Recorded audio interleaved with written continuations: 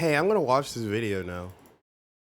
That's it. I'm probably gonna watch like this video and then just talk about my day. But that's how we're starting. Video react. Today's media, whether it's your video games, movies, TV shows, and other content, you're very likely to Nice. see people of different creeds and colors, especially so in recent years. Many industries have made incredible leaps in representing groups with little to no media presence, or Hey, it's Get these Out. past portrayals have been questionable. Oh, With the global popularity of some franchises, it's obvious that people from a broad range of different backgrounds will be consuming that media. And the fact that more people get to feel included is great. One such franchise is the Marvel Cinematic Universe, and with Ms. Marvel having aired its final episode just a couple weeks ago, Phase 4 has been the MCU's most diverse phase yet, and that's something to be celebrated, right? Well, no, not exactly. Let's take a step back from Marvel. On the surface, diversity may seem like a simple thing to achieve. You have a story full of white men, just reboot it and replace them all with literally anything else. Disney's Little Mermaid, black. Johnny Storm, black. Aquaman, Hawaiian. It's genius. You just take your Caucasian character, do a little bit of this and a little bit of this, and congratulations. You've mastered inclusivity. As stupid as this sounds, this is actually something that's done very, very often. And sometimes it works, but most of the time, it doesn't. Race swapping is the absolute laziest way to diversify a cast of characters. Taking yeah. an existing character and altering little else besides the way that they look completely misses the point of diversity. Physical appearance is just one of many factors that give people their unique identity. They also have their own cultures, perspectives, and experiences.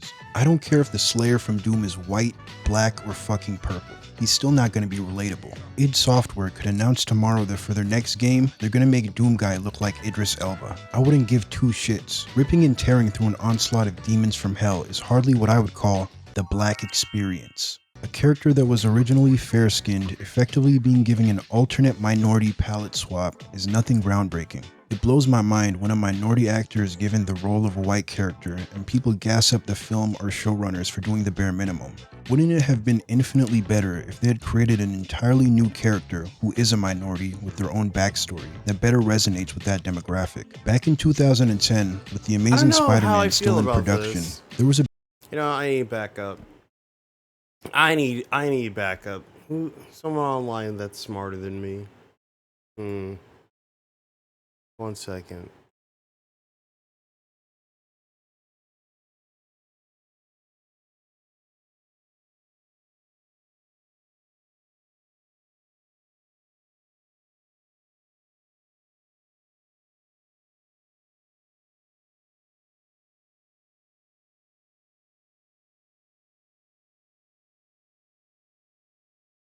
No. Sorry. This is a little bit more big brain than I thought it was gonna be. So now I'm gonna look for someone a little bit more eloquent that will not just say a slur. Nope.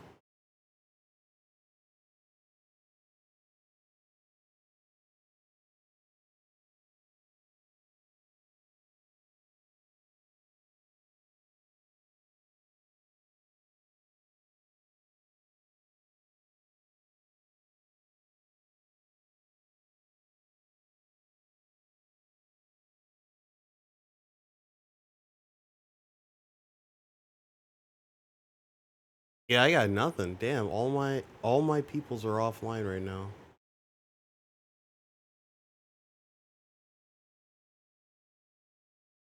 Hmm. Well, not all my people. Who's up? Amelie, Broski, J-Boz. Fuck is Steph? Oh.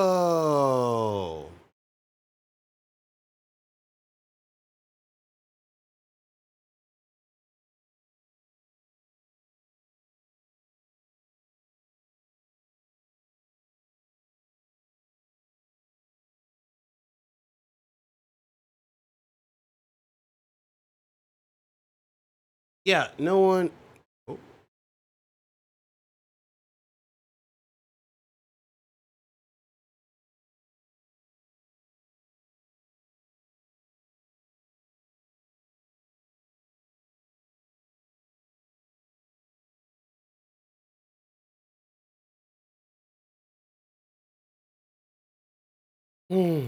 Wah, wah, wah.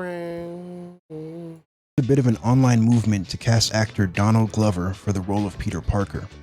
Spider-Man, maybe he doesn't have to be white. Maybe he can be black or Hispanic or something like that. And then somebody put a big picture of me in the comments. It was like, Donald Glover can play Spider-Man. He's nerdy. This, of course, never came to fruition, and Andrew Garfield got the role instead. But years later, Glover still managed to land a role in a Spider-Man film. Not as the titular character, but as Aaron Davis, uncle to Spider-Man. No, not that Spider-Man.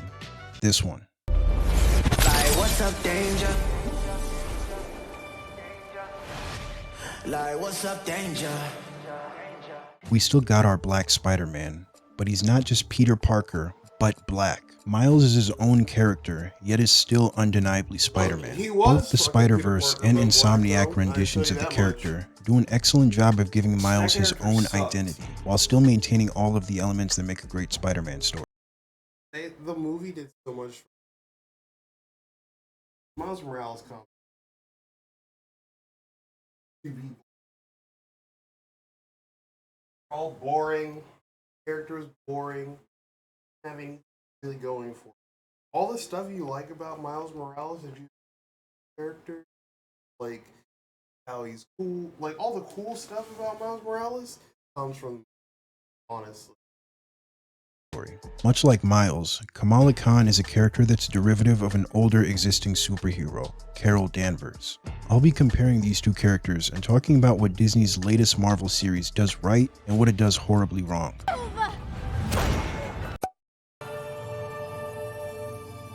I chose these two series because I have lifelong experience of, being a black man and also being Muslim, so I can relate to both. So, what's Miss Marvel about?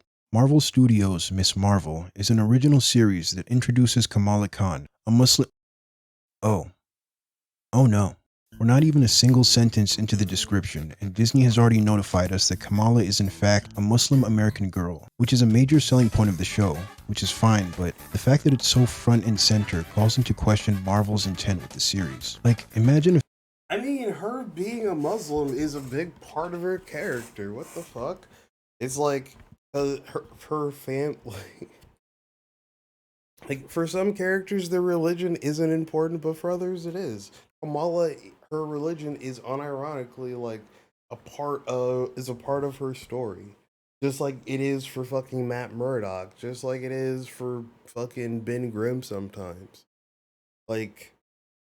Just cause they lead off with the fact that she's a Muslim doesn't make it bad.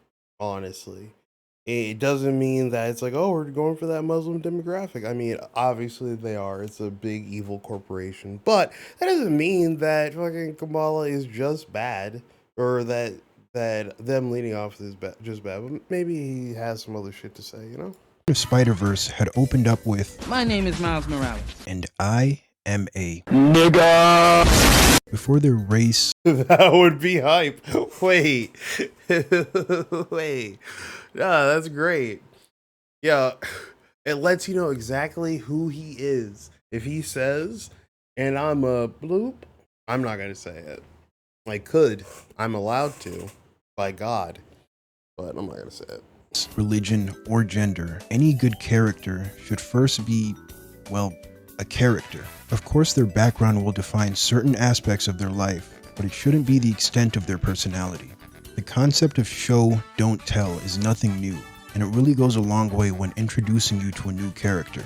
In Spider-Verse, we first see Miles in his room, drawing graffiti art and singing along to the hip-hop song Sunflower. The track is more than just background music, it's diegetic, meaning it exists in the context of the world so both Miles and the audience can hear the song. When Miles is about to leave for school, we see him say goodbye to his mother in Spanish, after which the song Familia by Puerto Rican artist Anuel AA starts playing. In the next shot, the camera pans up from the ground, showcasing the Nike Air Jordan 1s that Miles is wearing. A brand that I don't think I need to tell you how closely tied it is to the black community. We then see Miles greeting people in his neighborhood in both English and Spanish. He places those stickers we saw him making earlier around the streets before tripping on his Jordans, his headphones fall off, and the music stops.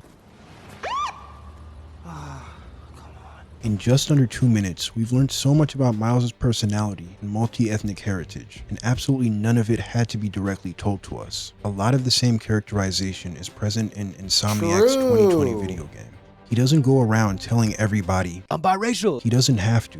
We can already see that. Although Ms. Marvel does successfully communicate some things about Kamala's identity visually, it still feels the need to constantly remind you of who, or rather what, she is. If you missed the 200 Captain Marvel posters in her room, don't worry, she'll be sure to tell you how much of a fangirl she is. Things like Kamala wearing a necklace of her name written in Arabic would hit so much harder if it wasn't literally spelled out to the audience after another character draws attention to it. That'd be like if one of the people who dapped up Miles stopped him and commented on his Jordans like, "Hold on, let me take a picture of my son real quick, son.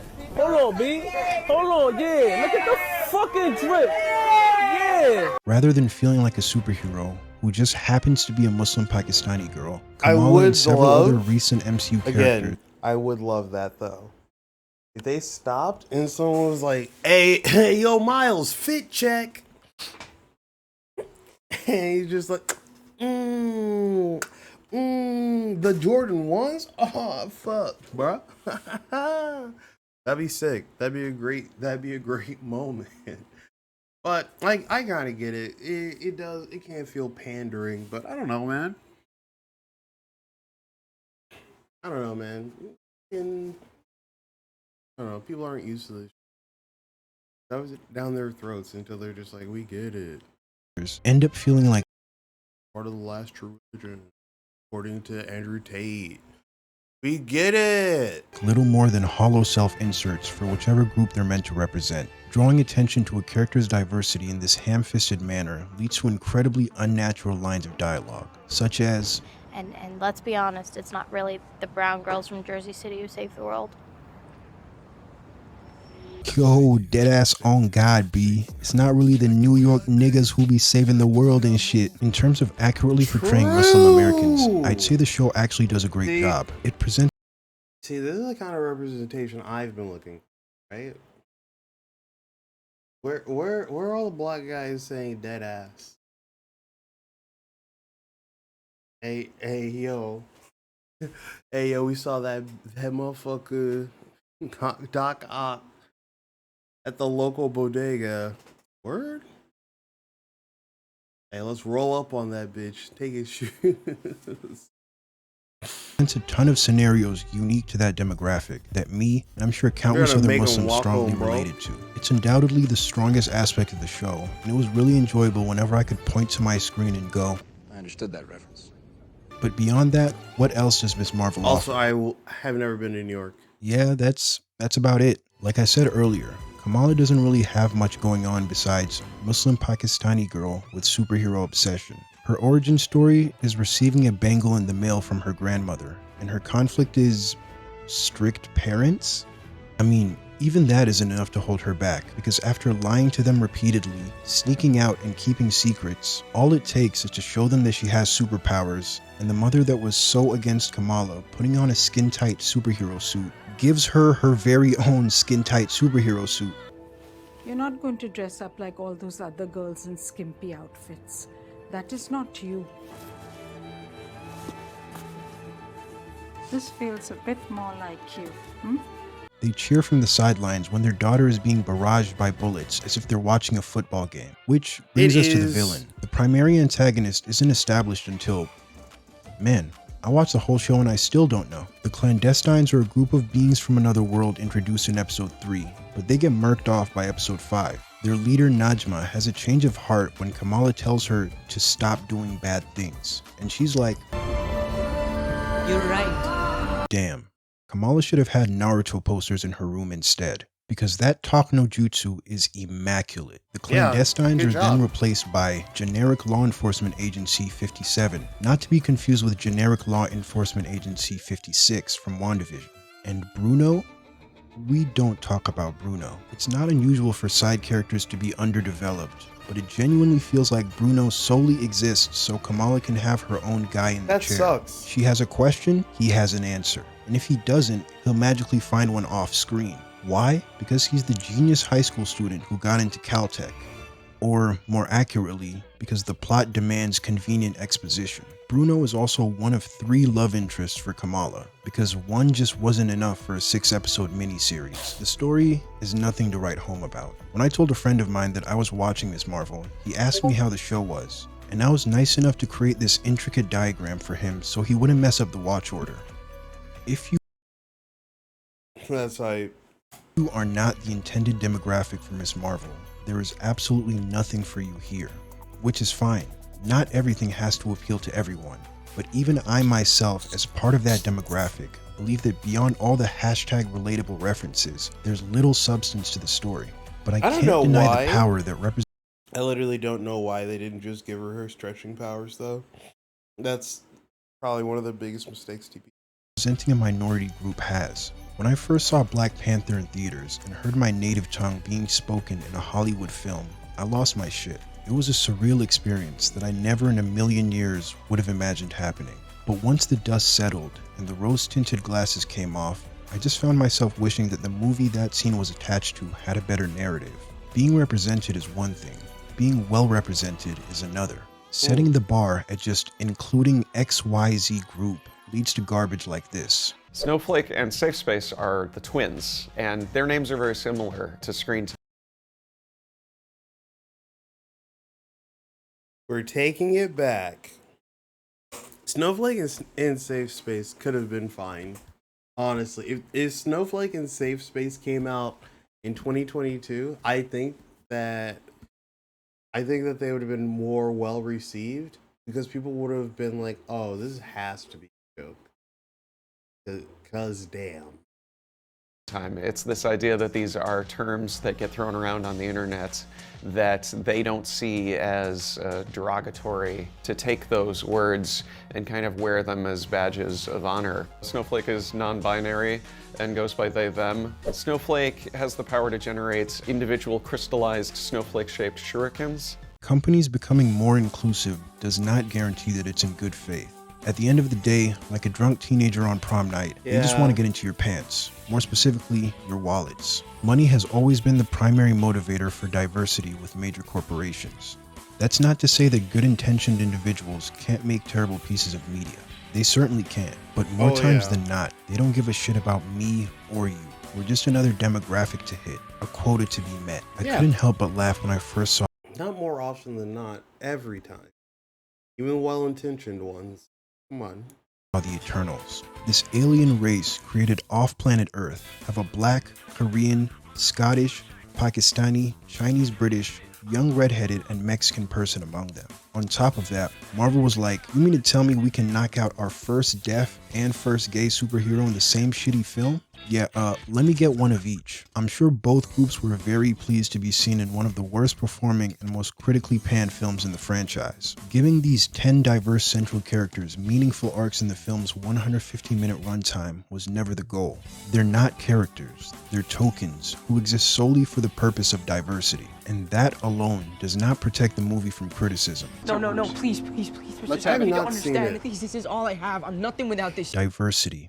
If you're nothing without this, Diversity. then you shouldn't have it. Marvel has never been the best when it comes to things like this, but no company illustrates the corporate lack of care for inclusivity better than Activision Blizzard. A few months ago, Blizzard gave us a look into their diversity space tool, a device that quantifies how diverse a character is .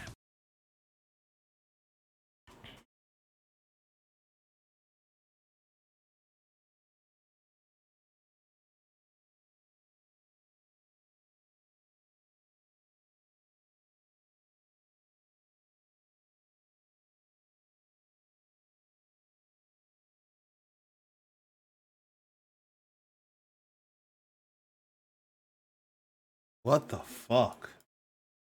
Based on things like ethnicity, ability, gender Okay. identity, and socioeconomic background. Hell yeah. The character is then given a number rating on each of these things and placed on a radar chart, as if you're allocating stat points in a fucking RPG. Is your character a generic white male? Maybe he could use a little smidgen of gay, or a wee bit of a disability to even him out. Blizzard has completely gamified inclusivity, because you know there's no nuance to it. It's just something that you get down to a science and delegate to a computer program. A company that's actually been pretty good about their diversity in recent years is Riot Games. Their animated series Arcane was not only a compelling story with incredible art direction, it also brings to life some of the most well-written characters I've ever seen in animation. Arcane The cast is diverse, enjoyers. but it doesn't feel the need to hit you over the head with that. Even in the Riot video game Chads, that the we show just is can't based stop on, winning. I characters don't know. diversity is not something that's overstated. Man, modern media has really gone to shit if I'm praising League of Legends of all things. This is the same game where one of the black character's ultimate ability is literally just a The fucking drive-by. Hell yeah. Shut the fuck up. Y'all don't deal with that nigga. People pushing for more diversity in media has always seemed paradoxical to me. Companies that are willing and want to represent you will do so of their own volition. Companies that you have to pressure into representing you are not the ones that you want representing you. No amount of public pressure can make money-hungry corporations reevaluate their priorities. If there's any form of diversity to push for, it should be in the workplace, which can serve as a catalyst to more inclusive media. Regardless of your skin color, ethnicity, or gender, Spider-Man Into the Spider-Verse is a phenomenal film. When I think of inclusivity, it's things like this that pop into my head, not shows that— wait a minute. Did she just punch a fucking hole to Pakistan? The writers couldn't think of a way for him to escape. So they just had her punch a magical hole in the ground, then cut to him 7,000 miles across the globe. What the Instead of just being content to look at the screen, see someone who looks like us and go, oh, he just like me for real. We should celebrate the works that actually go the extra mile to give us characters instead of caricatures. Basically, what I'm trying to say is, Hell yeah. The exaggerated swagger of a black tween. this video was made possible by me. Subscribe and follow your boy. I need to get my clout up. Yeah, I don't know. He said a lot of real shit, but oh. Okay, well, fuck. Okay, two wildly different characters, wildly different cultures, wildly different stigmas surrounding two cultures. What I mean, is there anything wrong here? Kamala's religion is a pretty big part of her life. Okay, and he has timestamp. Miles Morales. And I am a Okay. It isn't the extent of her personality, though. I get why this show doesn't feel the need to elaborate this. Kamal starts off wanting to fit in status quo. Why she idolizes Carol Danvers. She believes her religion is holding her back where she wants to be. She goes from wanting to be like someone else, being her own how much of a fangirl she is. Things yeah, that is unironically her character arc in the comics too, is that she's just like, damn. She even turns into like a white person for a while when she first gets her powers, because it's like kind of unconsciously what she wants. And then she fucking snaps out of it.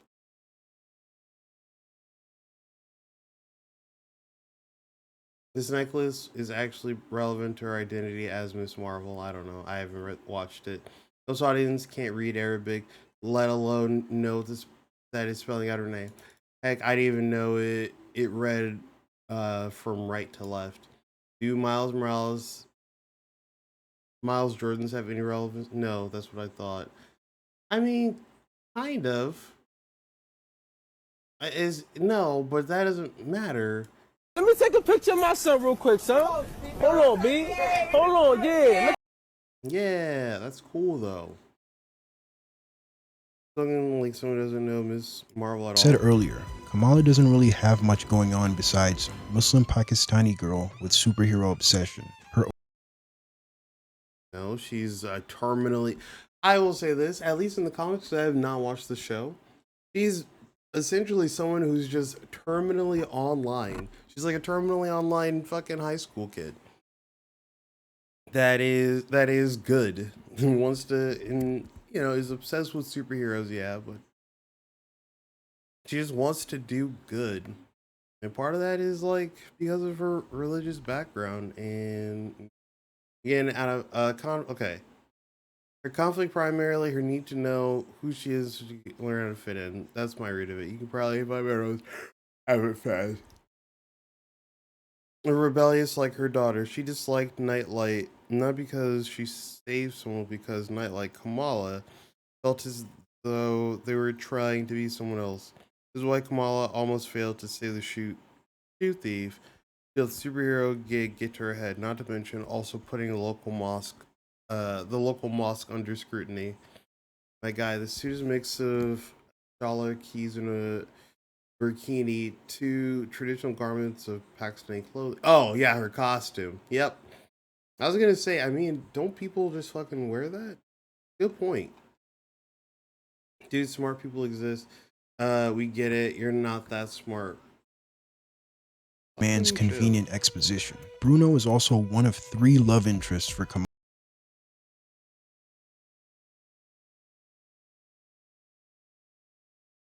Yeah, this was a big fumble from the fucking writers.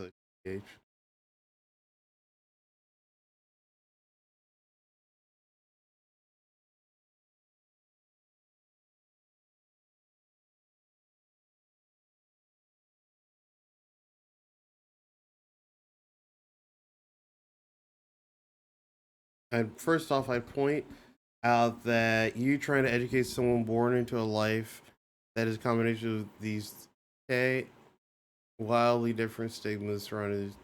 I'm telling you, no, they aren't so different.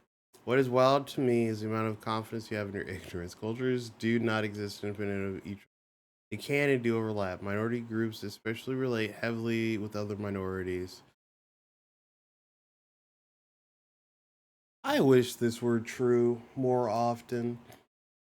But I definitely have experienced other minorities who just do not give a shit. They don't care. Especially about American racism. Which is like the darker your skin is, the worse you are. Right? But like yeah, I don't know. I don't know about this sometimes. This is not always true. I'll say that. Immigrants in Western countries face a lot of the same persecution and grow up, oh my god, hardships. Many Filipinos, despite living in Asia, identify as Latino due to the shared history and Spanish colonization. I didn't know that. I do know a lot of Filipino people who can speak like Spanish and stuff, but but like a lot of my Filipino friends are like half Filipino, so I don't know. Maybe that also changes the culture. Although it does support the fact that this guy's like, yeah, most cultures overlap like a lot, and that is true. That's true. That's true. That's pretty true. That's true. True. Damn. You reacting to a 15-minute video of over a half hour? Yikes. All right.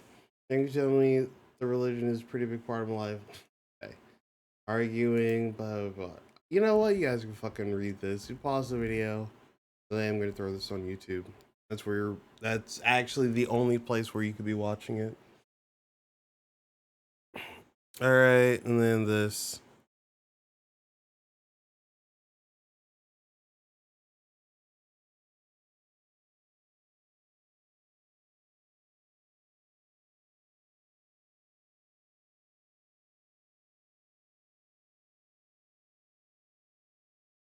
Yeah, see, this guy gets it. Anyways, cool video. I don't know if I agree with all your points, but yeah, and I can't really talk to the Kamala stuff. Only the comics. Whoa, bruh, chill. Oh, we All right, and then that. Also, remember to like, comment, and subscribe. should let that knife go. There's a trip on site. I don't see anyone. They're playing ops. Oh, one arcade. That's my clone, bruh. Behind.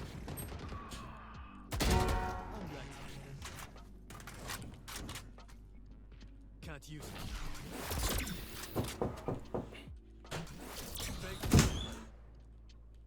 Yup. All right. Okay. I guess I have to go now. It was a good 30-minute stream. Bye bye.